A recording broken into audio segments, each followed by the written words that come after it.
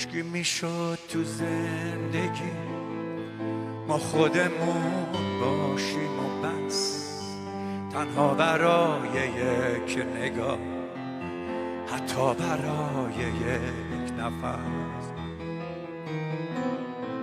تا کی به جای خود ما نقاب ما حرف بزنه، تا کی سکوت و رج زدن نقش نمایش منه.